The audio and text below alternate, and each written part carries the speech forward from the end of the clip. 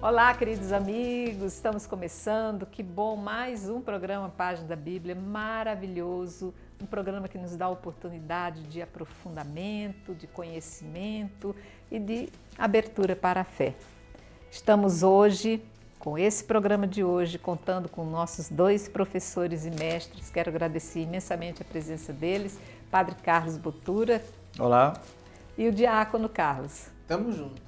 Esses dois Carlos preenchem o nosso dia de hoje, porque eles vão continuar nos ensinando aquilo que quem é assíduo já viu no programa anterior, que é essa belíssima história da sucessão de Abraão, entrando com Isaac, Jacó, Rebeca, que foi escolhida a mando de Abraão, que escolhesse uma boa esposa para o seu filho, que fosse da sua descendência, e tudo isso aí está avançando de forma muito gratificante para nós. Então, continuando, vou pedir que vocês abram agora, ainda no nosso livro do Gênesis, avançando a história de Isaac, no capítulo 26.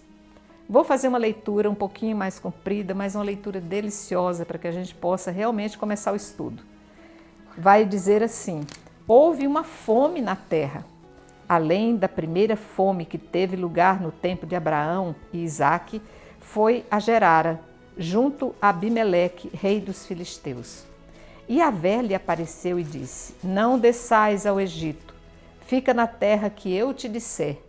Habita nesta terra, eu estarei contigo e te abençoarei, porque é a ti e à tua raça que eu darei todas estas terras e manterei o juramento que fiz a teu pai Abraão. Eu farei a tua posteridade numerosa como as estrelas do céu e lhe darei todas estas terras, e por tua posteridade serão abençoadas todas as nações da terra, porque Abraão me obedeceu, guardou meus preceitos, meus mandamentos, minhas regras e minhas leis. Isaque, pois, ficou em Gerara. Os homens do lugar interrogaram-no sobre sua mulher e ele respondeu: é minha irmã. Ele teve medo de dizer minha mulher, pensando: os homens do lugar me matarão por causa de Rebeca, pois ela é bonita. Ele estava lá há muito tempo, quando Abimeleque, rei dos filisteus, olhando uma vez pela janela, viu que Isaque acariciava Rebeca, sua mulher. Abimeleque chamou Isaque e disse: é evidente que é tua mulher. Como pudeste dizer que é minha irmã? Isaque lhe respondeu: pensei comigo, corro o risco de morrer por causa dela. Retomou Abimeleque: que nos fizestes? Por pouco alguém do povo dormia com tua mulher e tu nos atrairias uma falta? Então Abimeleque deu esta ordem a todo o povo: quem tocar neste homem e na sua mulher, morrerá. Eu quero começar com sua ajuda, diácono. Eu não quero ir ao final não, embora eu esteja tentada. Vamos lá para o início então. A gente vê então que acontece de Isaque ser indicado, mandado para outra terra. E ali acontece esse episódio interessante dele ficar com medo de ser morto para que aproveitem-se de sua mulher, né? Bom, aqui acontece... Vamos fazer um preâmbulo antes para chegar aqui. Acontece paralelos com a história de Abraão. Então, o que acontece é que o mesmo rei, o mesmo local e o mesmo enredo, né? O que aconteceu com Abraão e Sara, né? Antes, aconteceu com o próprio Isaque, né? e Rebeca. E o rei é o mesmo e o local mesmo, né? Gerar. E então, assim, a gente está aqui retomando então a história. Até então, Isaque ele aparece mais como um coadjuvante. Primeiro, ele seria, digamos assim, o coadjuvante da história do grande Abraão, né? E nós víamos nos programas anteriores, quando Abraão, já nos seus últimos dias, manda buscar uma esposa para ele, né? E o servo de Abraão, depois de todas aquelas peripécias, então traz Rebeca. Rebeca chega, Abraão já tinha morrido, né? E nós temos ali no capítulo 25 também a descendência de Setura, uma outra esposa de Abraão. E por último nós vimos o nascimento de Esaú e Jacó. Então o Isaac ele fica como um coadjuvante dos filhos dele, né? Esaú e Jacó. E aqui no capítulo 26, finalmente, ele vai ter um certo protagonismo. Mas esse protagonismo trata-se desse paralelo com o pai dele, né? E então ele sente medo, né? Porque está numa terra, Deus manda ele para essa outra terra, porque tinha havido uma fome também semelhante ao tempo da fome, da carestia que tinha havido no tempo do pai dele, Abraão. Então ele foi para Gerara, né? Que tinha como rei o Abimeleque, né? Então era uma terra dos filisteus. E lá ele fica com medo. A Rebeca é muito bonita e ele usa do artifício de mentir, né? Porque ele ficou com medo de ser morto, né? Porque a mulher era bonita, então podiam matá-lo para ficar com a mulher dele. Mas aí depois o rei observa, né? Ele acariciando a esposa e tudo mais, e descobre, e então ele revela a verdade, e o rei faz uma lei, né? Preservando a vida do casal, né? Se alguém tocar nele ou na sua esposa, essa pessoa será ré de morte, será passível de morte. Então ele pôde habitar ali, e vai dizer também a leitura na sequência que eles progrediram muito, que ele adquiriu muita riqueza e que ele prosperou bastante, né, naquela região de Gerara, e que os filisteus que ali habitavam ficaram assim com bastante inveja. Então ele começou a sofrer a questão da inveja dos filisteus e também a perseguição. Padre Carlos, aqui no finalzinho já do texto que nós lemos, me passa a ideia de que por parte de Abimeleque, o rei de Gerara, onde eles estão, há uma preocupação desse rei com relação a um Deus que pode castigar a ele, ao seu povo, porque os seus súditos poderiam tomar posse, poderiam abusar ou poderia trazer para si a mulher de Isaac. E ele, inclusive, chama a atenção dele, adverte: você deveria ter sido sincero comigo, né? O que eu acho que não seria muito usual naquela época, um tipo de postura assim legal por parte de um rei, né? Então vai trazer até uma certa, acho que meio assim Isaac fica meio preocupado. Eu pensei em fazer isso para preservar a minha vida. E o rei vai tomar uma postura ainda mais cativante, mais admirável, quer dizer, não toquem mais neste homem, nessa mulher. Uma coisa inesperada naqueles tempos, né? A gente percebe nisso que se está colocando, assim como acontece em alguns trechos mais para frente em relação a Nabucodonosor, por exemplo, né, que se transfere o que nós poderíamos chamar de fé ou obediência, né, ao Deus de Abraão para outros reis, né, como é a sua pergunta, acho que vem por aí, não é? Então a gente vê que isso provavelmente não corresponde a um fato histórico, mas corresponde a uma extrapolação, vamos dizer assim, né, do que está sendo revelado nesses trechos aqui a respeito de Deus para o outro rei, para um outro povo, né? Creio que, claro, aí eu não tenho conhecimento suficiente para afirmar, mas a questão de casar, de tomar por esposa alguém que é de outro, né, também era alguma coisa conhecida por outros povos. Até que ponto, não sei dizer, como eu disse, né? Mas a gente pode dizer que se alguém era esposa do outro, não iria ser tomada assim de qualquer maneira, né? Existe, como já foi lembrado no programa passado, aquele caso de Davi com Betsabé e Urias, né? Aí nós estamos num tempo muito à frente, mas o que Davi acabou fazendo? Matando um para encobrir o adultério com a outra, né? no sentido de que o mandamento que vem mais para frente da aliança é não cobiçarás a mulher do próximo, Já não tomarás a mulher do próximo.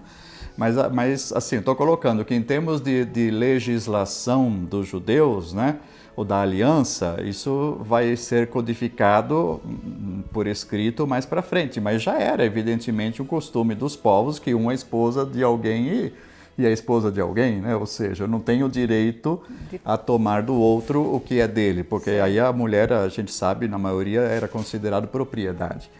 Então aqui está colocando assim o Abimeleque como tendo temor a Deus, né? E por isso se dá conta, né, do perigo que estava correndo de poder ser castigado por esse Deus, mas a gente pode dizer, eu acho que com alguma relativa certeza, que também os outros povos tinham, por princípio, né, o respeito a uma mulher de outro homem, não é?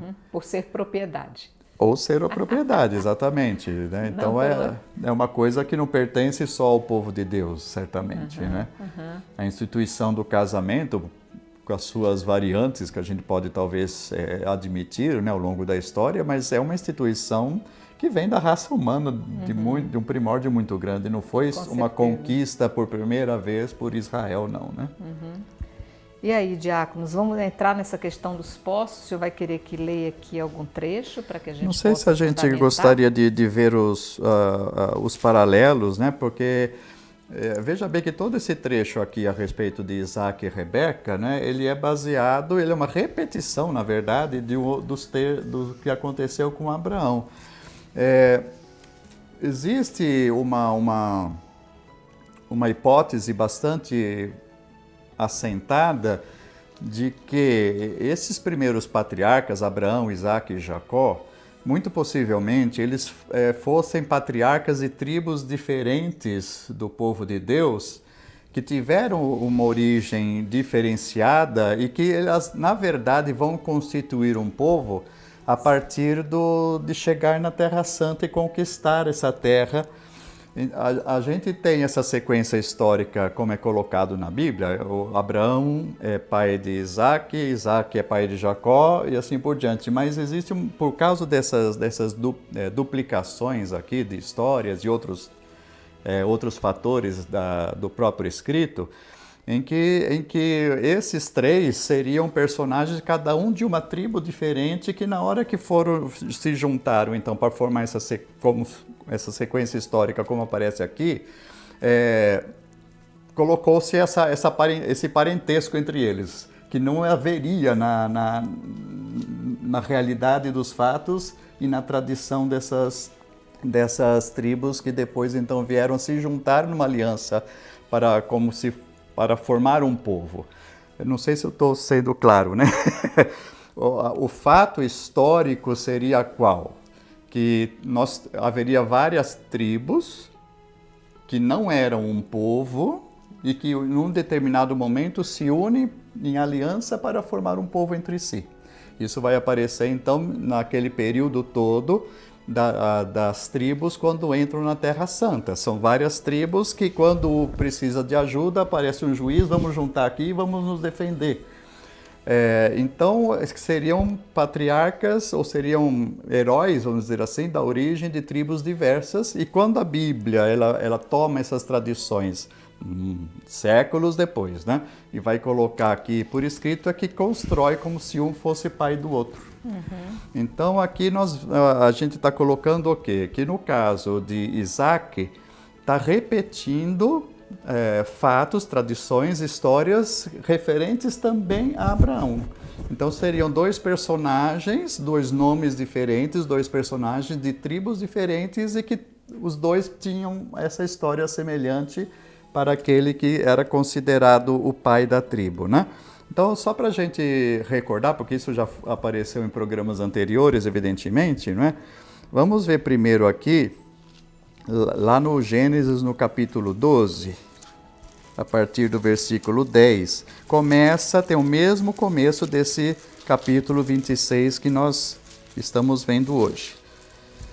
Então, Gênesis 12, lá no versículo 10. Que vai dizer: houve uma fome na terra e Abraão desceu ao Egito para aí ficar, pois a fome assolava a terra. Então veja bem, o que diz ali o 26:1 que nós lemos agora? Sobreveio uma carestia no país, além da que houve nos tempos de Abraão, que se refere a esse Certo. capítulo 12 aqui. Tá. Então ele está dizendo além, mas na verdade é a mesma. No caso, nesse trecho do capítulo 12, ele vai para o Egito, né? Ali fala que Sara é irmã. No caso, o faraó chega a tomá-la como esposa e depois se revela que estava errado, expulsa ele para não ter o castigo, etc. Né? E outro paralelo vai acontecer no capítulo 20, que é a história mais parecida com essa que nós estamos vendo agora de novo, no capítulo 26, e é no mesmo rei e o mesmo lugar.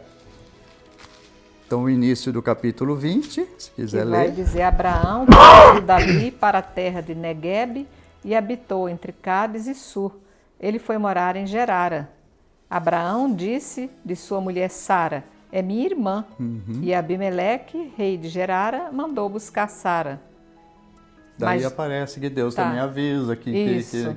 que não é irmã, que é esposa, e que vai demonstrar esse respeito que a gente está falando, né? De não pegar uma mulher de outro homem, assim por diante. E lendo mais esse capítulo 20, repito, né? Quem segue o nosso programa já ouve o programa sobre ele, vamos ver que é uma história totalmente semelhante e paralela, né? Uma com a outra, é uma repetição para dois personagens diferentes de uma mesma história. Naquilo que eu estou Certo. explicando, que cada uma das tribos, um considerava Abraão como seu fundador, outra considerava Jacó como seu fundador, e aparece uma repetição, porque nas duas tribos havia essa história semelhante a respeito do seu fundador. Isaac. Isaac, perdão. Isso. Então vamos continuando aí, para a gente ter uma noção assim, né? Mais uma vez, o programa nosso é um programa de estudo, né? E a gente coloca aqui informações de uma pesquisa científica, literária, a respeito desses nossos escritos todos, e que muitas vezes nos trazem informações que possam parecer assim erradas, assim no sentido de parecer até blasfema, né? Aquilo que ele está falando aqui, mas a gente não pode dizer com absoluta certeza, mas são hipóteses levantadas a partir do estudo científico da Bíblia, e que é bom, já que estamos estudando, ter ao menos o conhecimento dessas hipóteses, né? Certo. Diácono, seguindo aqui, vamos então partir para mais para frente aí, que eu me lembro do programa anterior, o senhor comentava que iriam aparecer várias vezes questões dos poços, quando eu me referia àquele Sim. poço, né? Onde foi encontrada a Rebeca, e a simbologia do poço como sendo aquela que oferece água vivificante para os transeuntes, para os que estão ali sedentos. Inclusive hoje, quando Jesus na cruz também, a gente se referiu, aí você disse que ia ter vários poços citados outra vez. Exato. Então, você poderia ler Do 15, né? a partir do versículo 15 Até onde você acha? Até o 24. até o 20. 20? Até- E vai então. até o Nós 20. estamos, gente, aqui só para recordar quem chegou agora ao programa, nós estamos no capítulo Perdão, até o 26. 22, tá? Tá. Nós estamos no capítulo 26. Vamos fazer uma pequena leitura agora do versículo 15 até o 22, que vai dizer: todos os povos que os servos de seu pai haviam cavado, do tempo de seu pai Abraão, os filisteus os havia entulhado e coberto de terra. Abimeleque disse a Isaque: vai-te daqui, pois te tornaste muito mais poderoso do que nós. Isaque partiu, pois, de lá e acampou no vale de Gerara, onde se estabeleceu. Isaque cavou de novo os poços que tinham cavado nos dias de seus pais, de seu pai Abraão, e que os filisteus tinham entulhado depois da morte de Abraão, e lhes deu os mesmos nomes que seu pai lhes dera. Os servos de Isaque cavaram no vale e encontraram lá um poço de águas vivas. Mas os pastores de Gerara entraram em disputa com os pastores de Isaque, dizendo: a água é nossa. Isaque chamou a este poço de Ezeque, pois querelaram por causa dele. Cavaram outro poço e houve ainda uma disputa a seu respeito. Ele o chamou de Sitna. Então partiu de lá e cavou outro poço, e como por esse não disputaram, chamou de Reobote e disse: Agora Yahvé nos deu o campo livre para que prosperemos na terra.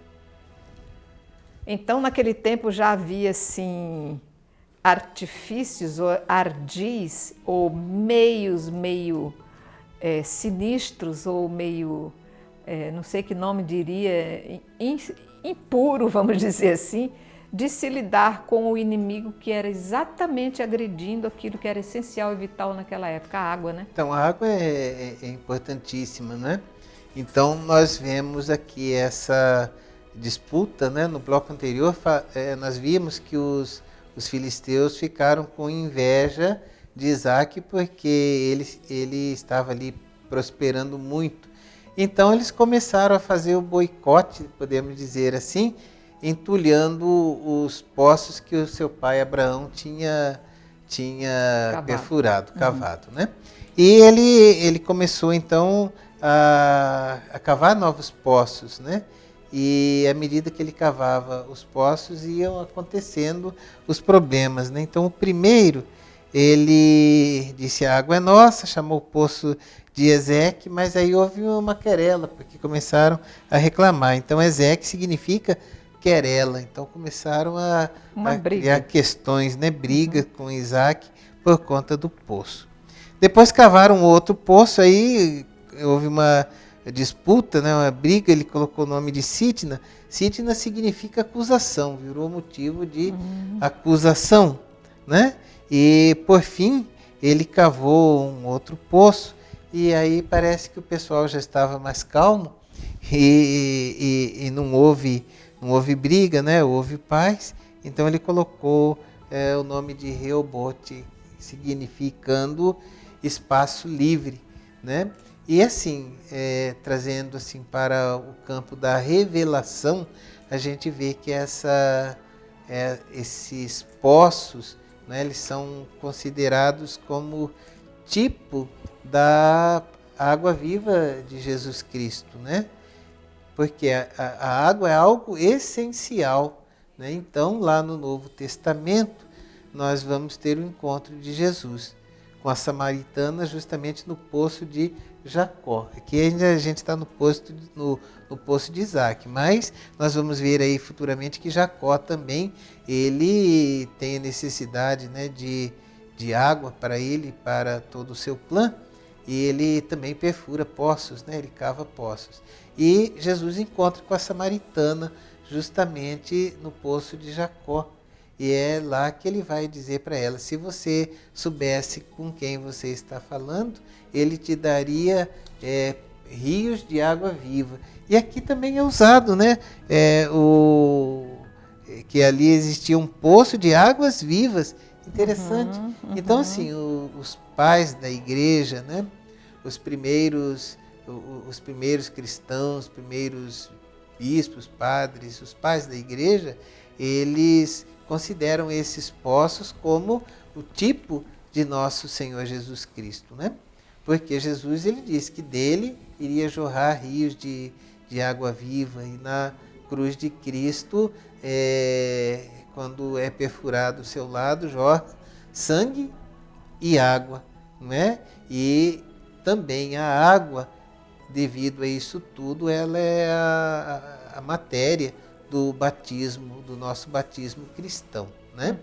Então, tudo isso assim é uma prefiguração, né, das águas batismais, das águas que nós encontramos no Novo Testamento. E assim, isso nos mostra a gradativa revelação que Deus faz na nossa história de salvação.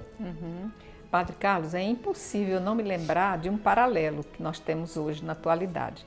A gente vê aqui poços de água que eram cavados, em busca de vida, né? Onde tinha um poço de vida, né? Tinha uma comunidade, tinham rebanhos, né?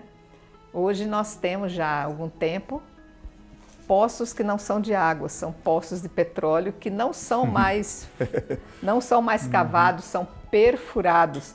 E em contraste com a água viva, clara, transparente, que dá vida a esses novos poços de hoje, são negros, são...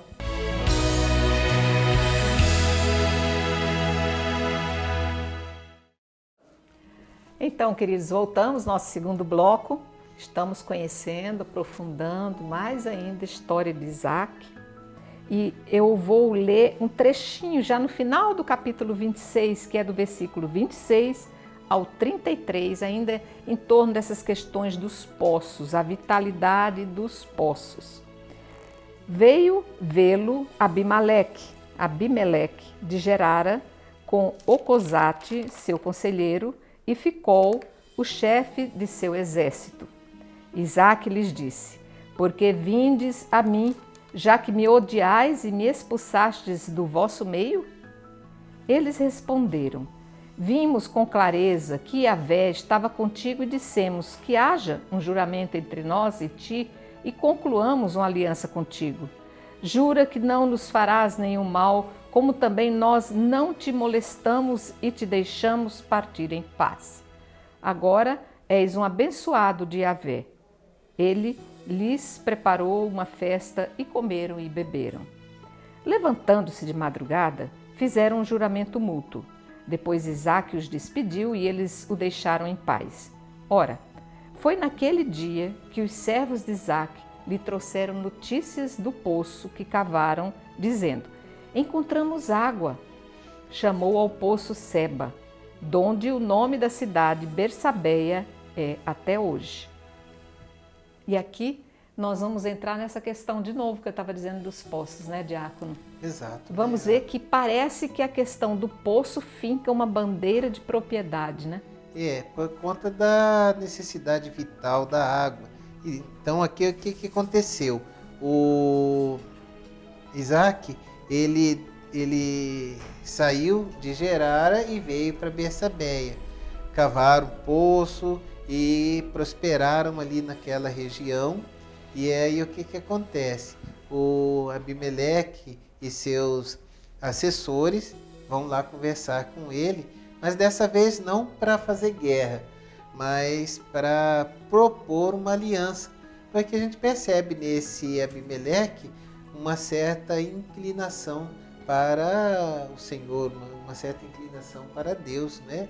Então eu falei, agora você é um abençoado de Deus, Deus tem te abençoado e nós reconhecemos esse sinal na sua vida. Então, como você é um abençoado de Deus, vamos fazer um acordo aqui.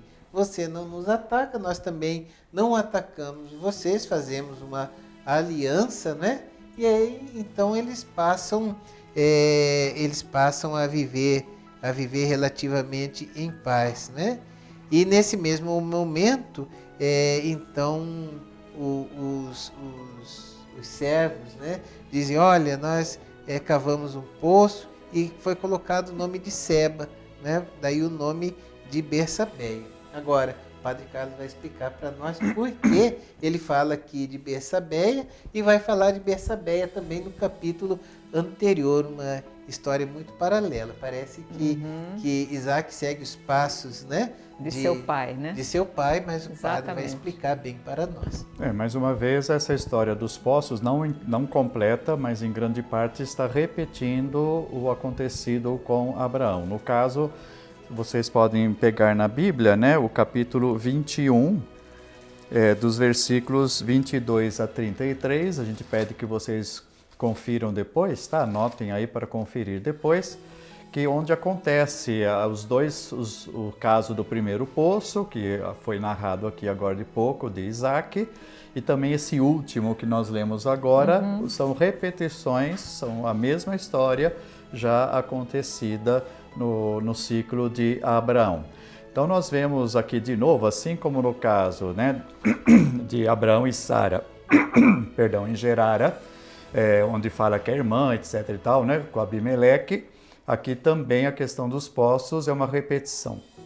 Então nós vemos que a história de Isaac, tirando a questão dos dois filhos, né, Esaú e Jacó, que é o ponto focal mais importante desses capítulos, ela é simplesmente uma repetição, um eco, podemos dizer assim, daquilo que havia acontecido ao patriarca Abraão, e que então são recolhidas novamente essas tradições, mudando detalhes, digamos assim, mas esse eco que reproduz a história do próprio pai, né? Uhum.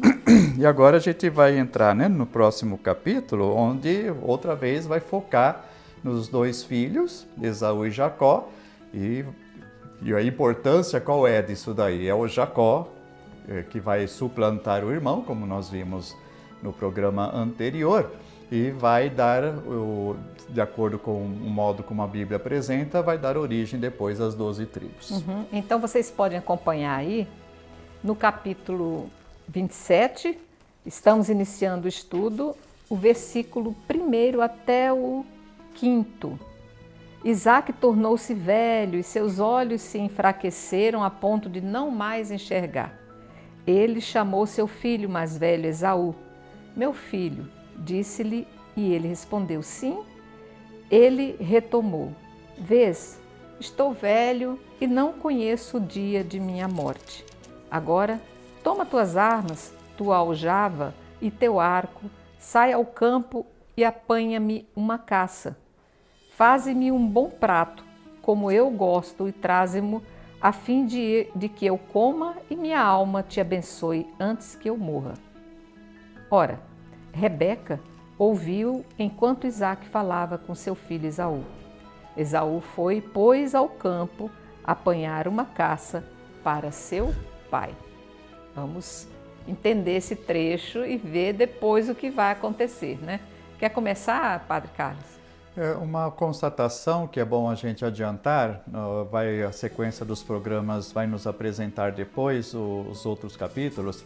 Se nós pegamos esse início do 27 e compararmos com o início do 28, a gente vai ver que existe uma certa contradição, ou seja, não apresentam uma linearidade. Aqui, então, a notícia é de Isaac já muito idoso, que perde a vista, né? E está preocupado que vai morrer logo, então vai passar adiante as bênçãos recebidas. Lá no início do capítulo 28, aparece uma outra situação, semelhante agora, mais uma vez, a Abraão em relação a Isaac, que queria providenciar a esposa, né, e a descendência. O capítulo 28 vai apresentar agora Isaac em relação a Jacó, também preocupado com a esposa, né, que vai haver. E claro que, estou dizendo aqui, essa situação do capítulo 27, dele muito idoso e cego e preocupado com a morte, passando a bênção, o que o capítulo 28 representa seria anterior no tempo da vida do patriarca. Ele está primeiro preocupado, ainda, digamos assim, não tão idoso, né, como apresenta o capítulo 27, em passar então, em providenciar o casamento do seu filho, né? Então, para dizer assim, existem aquela questão que desde o início do estudo do Pentateuco nós estamos colocando para vocês, né? Quando estudamos, a gente vai vendo que existem fontes diferentes, né? Existem arranjos, que essas fontes elas vão sendo unidas da melhor maneira possível, mas que sempre apresentam essas quebras de harmonia, denunciando a existência, então, dessas diversas fontes, né? Então, é bastante importante a gente ir vendo essas coisas. Repito, quando nós lemos a Bíblia, se a gente não tem uma pequena instrução, pelo menos, desses temas, a gente fica, às vezes, perdido e até caindo no erro do fundamentalismo, né? Uhum. Na hora que a gente lê, a gente acha que tem que ser tudo ao pé da letra, mas a gente vai vendo que as coisas... Esquece o contexto, existe, né, o fator humano ali presente, não apenas a palavra de Deus revelada, mas também o fator humano que também está presente nos relatos. Uhum. Sigamos, diácono. Bom, então é palavras de Deus em palavras humanas, né? E também em relações humanas, né? Que nós vemos... o que nós vemos aqui. Então, quer que lhe ajude aqui com algum texto? Olha, não, eu queria ainda... aproveitar o que foi lido aproveitar antes. Um pouquinho disso aqui, porque tem aqui a iniciativa de Isaac, que tinha uma certa preferência por Esaú, né? Sim. E também era direito de Esaú, Esaú era primogênito.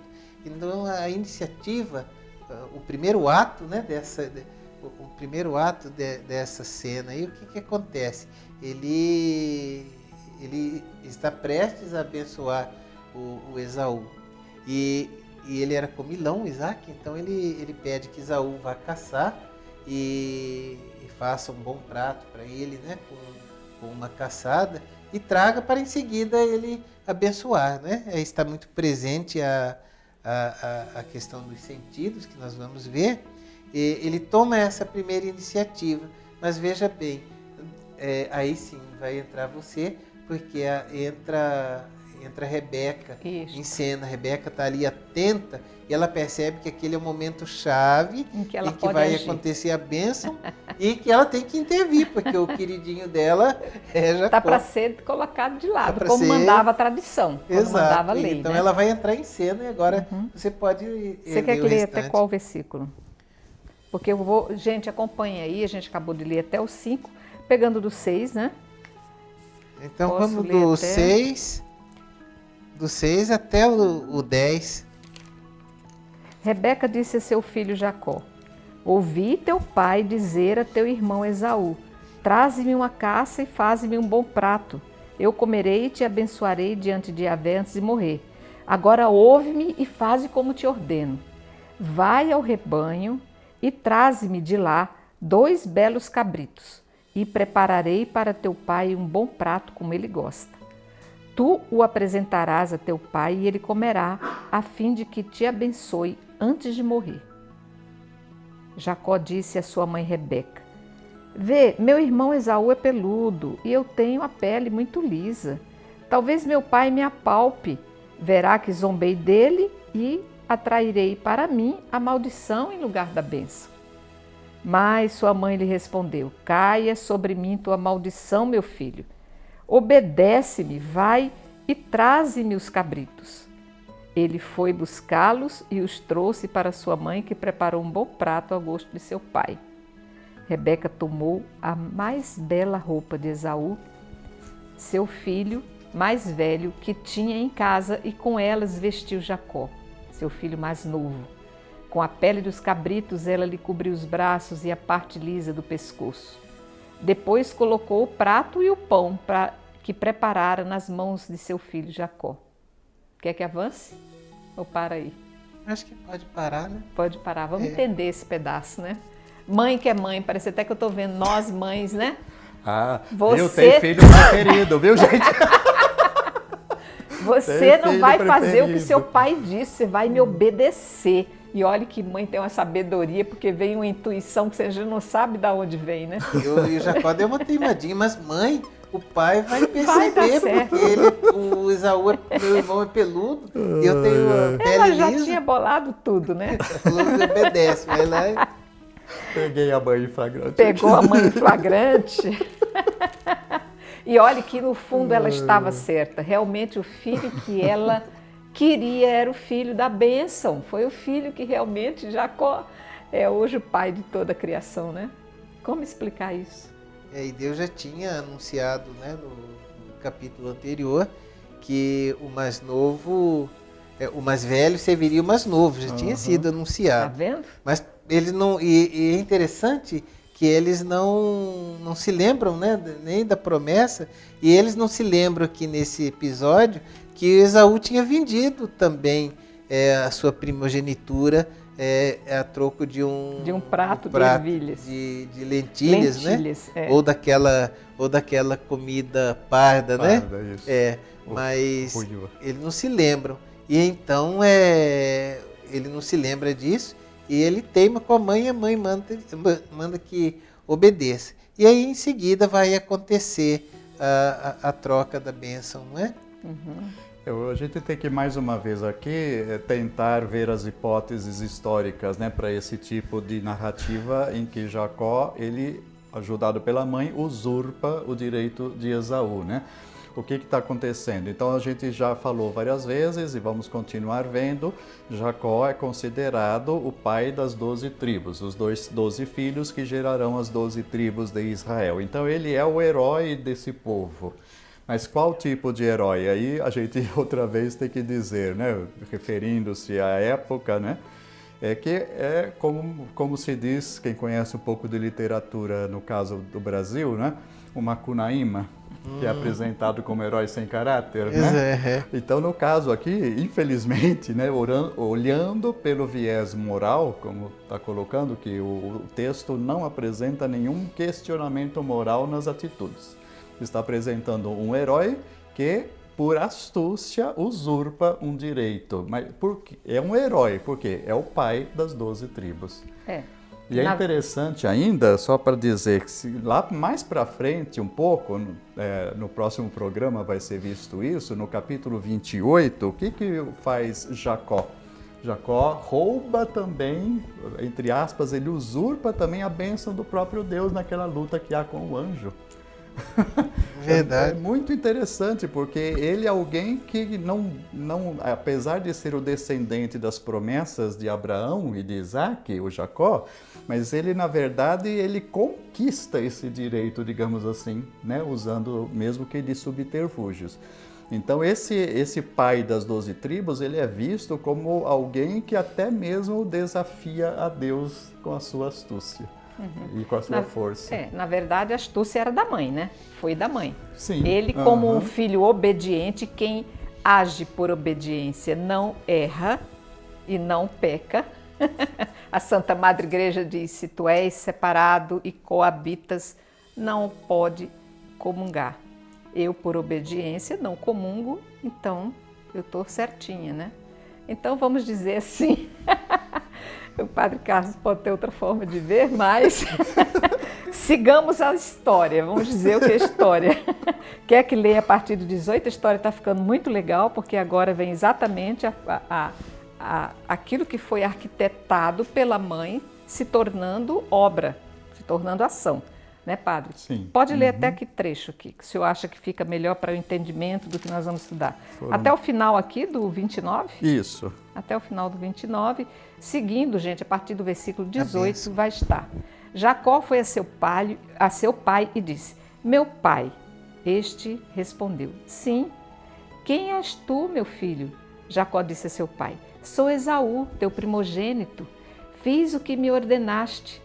Levanta-te, por favor, assenta-te e come de minha caça, a fim de que tua alma me abençoe. Isaque disse a Jacó, como a encontrastes depressa, meu filho? E ele respondeu, é que Yahvé teu Deus me foi propício. Isaque disse a Jacó, aproxima-te, pois, para que eu te apalpe, meu filho, para saber se és ou não o meu filho Esaú. Ele já estava intuindo que tinha alguma coisa errada, acho que pelo cheiro. Jacó aproximou-se de seu pai Isaque, que o apalpou e disse, a voz é a de Jacó, mas os braços são de Esaú. Ele não o reconheceu porque seus braços estavam peludos como os de Esaú, seu irmão, e ele o abençoou. Disse, tu és meu filho Esaú? E o outro respondeu, sim. Isaque retomou, serve-me, e que eu coma da caça de meu filho, a fim de que minha alma te abençoe. Ele o serviu e Isaque comeu, apresentou-lhe vinho e ele bebeu. Seu pai Isaque lhe disse, aproxima-te e beija-me, meu filho. Ele se aproximou e beijou o pai, que respirou o odor de suas roupas. Ele o abençoou assim. Sim, o odor de meu filho é como o odor de um campo fértil que Yahvé abençoou. Que Deus te dê o orvalho do céu e as gorduras da terra, trigo e vinho em abundância. Que os povos te sirvam, que as nações se prostrem diante de ti.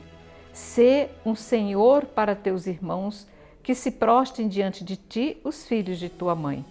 Maldito seja quem te amaldiçoar. Bendito seja quem te abençoar.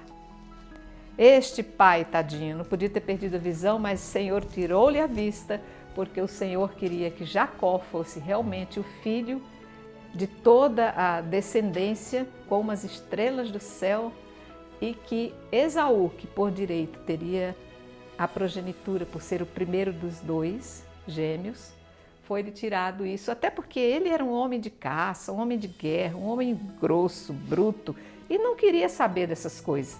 Já o outro era um homem que sentava, refletia, vivia embaixo da tenda. A mãe, Rebeca, já tinha percebido, é esse o filho, né? Fico eu a pensar os desígnios de Deus. Hein, diácono? Então, realmente a gente fica pensando na providência divina, né? Interessante que nessa passagem, Jacó usa o nome de Deus para afirmar uma mentira. Ele diz ser Esaú, né? E usando o nome de Deus, parece que para a gente soa como uma blasfêmia, né? No próprio Pentateuco vai dizer para não se usar o nome de Deus em vão. Mas naquele estágio da revelação, naquela cultura oriental, isso era ainda válido, não é? E o mais importante, a lição mais importante que a gente tira de tudo isso é que Deus, acima das nossas limitações, acima das nossas vicissitudes, Deus vai tirar sempre um bem maior. Então, a bênção de Isaac fica valendo. E depois, o pobre do Esaú, ele chega com a caça, né? Depois de todo o trabalho, aí nós vamos ver na narrativa seguinte que ele vai chorar, né? Quando ele vai implorar a bênção do seu pai e vai ter uma bênção assim bem menor, né? Ele não vai ser amaldiçoado, né? Mas não vai ter o direito à primogenitura, direito à terra, todos os direitos que seriam dele e que ele havia livremente vendido a troco de uma sopa de lentilhas. Padre, e aqui eu sei que o senhor tem muitas coisas para colocar, mas me veio alguma coisa à mente. A ação dessa mãe que interfere nos planos me faz lembrar a ação de Maria nas bodas de Caná, que também fala para o filho, é agora, está na hora, embora para ele os planos deveriam ser um pouco mais para frente. Podemos fazer essas relações, né? As matriarcas do povo e também Isso. Maria Santíssima. No caso, as duas estão a serviço do filho, Sim, exatamente. né? É muito bacana. Eu gostaria só de chamar a atenção rapidamente para a gente poder ler o final dessa história aqui, não é?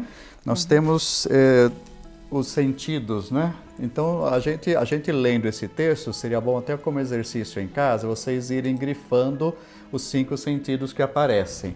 A gente vê aqui nesse relato todo, a visão falta, né? Certo. Daí o tato e o olfato são enganosos. São enganosos. Né? Consegue burlar através disso. Enquanto que o falar e a audição, né? A voz revelaria a verdadeira identidade, né? Então, eu acho que é interessante isso no sentido de que, para o povo de Israel, qual é o fundamento da sua fé? É a voz de Deus, a palavra de Deus e o escutar e cumprir.